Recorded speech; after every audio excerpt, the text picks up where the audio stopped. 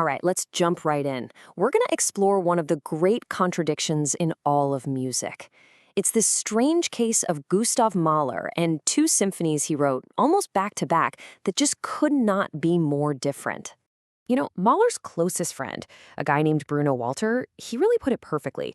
After a string of symphonies that rustle with some pretty dark stuff, but always find their way to the light, Mahler writes one that just flat out says no. But then, and this is the unbelievable part, just a couple of years later, he writes the most powerful, resounding yes in the history of music. We'll get there.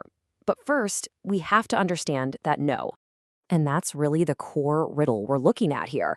I mean, this isn't just about a change in mood. We are talking about two completely different visions of how the universe works.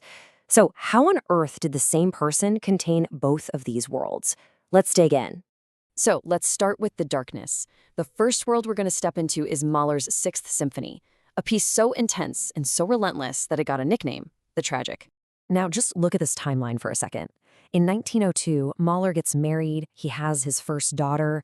I mean, by every single account, this is the happiest he has ever been in his entire life. And yet, just 1 year later, in the middle of this perfect summer at his lakeside retreat, what does he do? He starts writing his darkest, most pessimistic symphony ever. The contrast here is it's shocking. While his family is literally playing outside in the garden, Mahler is tucked away in his composing hut, writing not just the Tragic Symphony, but also the songs on the death of children. His wife Alma was absolutely horrified. She begged him, for God's sake, don't tempt fate. So this is key. The Sixth Symphony wasn't some kind of musical diary. Mahler wasn't trying to predict his own future tragedies.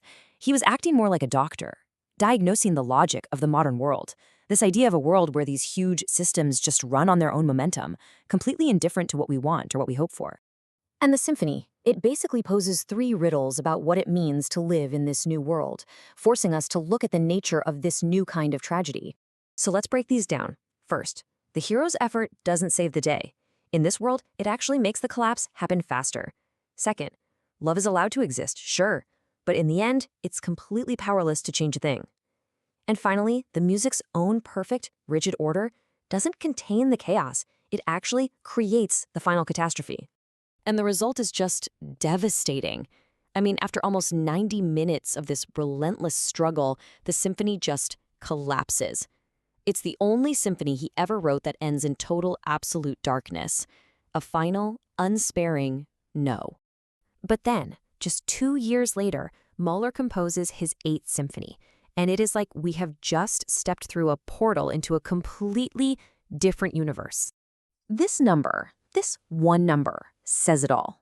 For the premiere in 1910, Mahler crammed a staggering 1,015 performers onto the stage, and the impresario gave it the nickname the Symphony of 1,000. Now, Mahler kind of hated the name, but you know what? It stuck for a reason.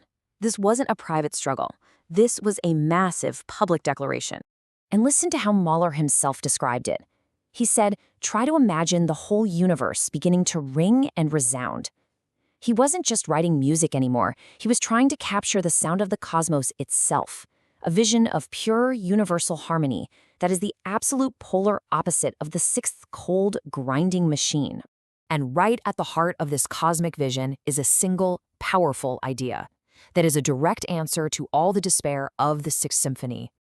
So where the Sixth showed us a world where love was totally powerless, the Eighth Symphony is just this giant, unbroken hymn to the idea that love is the only thing that has power, that it's the one force that can redeem and unify everything in creation.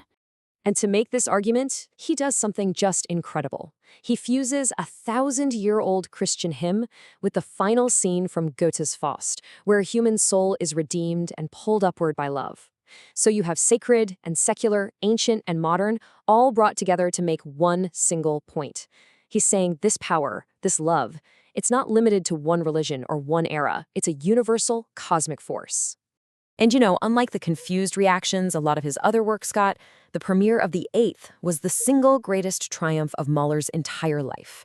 The applause supposedly lasted for 20 minutes. The audience heard the message loud and clear. It was a resounding, universe-shaking yes. So, here we are, left with this incredible paradox. The ultimate no and the ultimate yes, sitting right there, side by side, in his body of work. What in the world are we supposed to make of this? I mean, when you actually put them next to each other like this, the contrast is just staggering.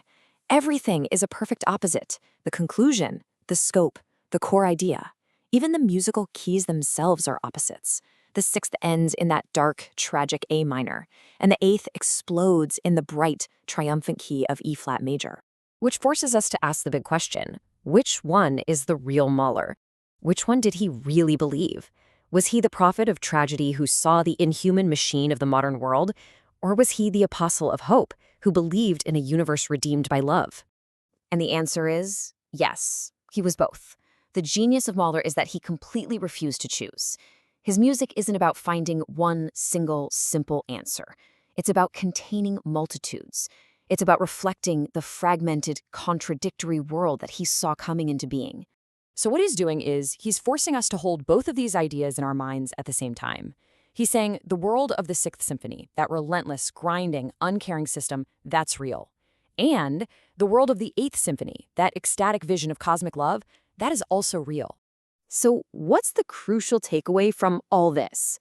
For us, living our own lives a century later. Maybe it's that Mahler understood something incredibly profound, that hope and despair aren't actually opposites. They don't cancel each other out. In the modern world, in Mahler's world, and definitely in ours, they're neighbors. They live right next door to each other. And his music gives us a language to understand both.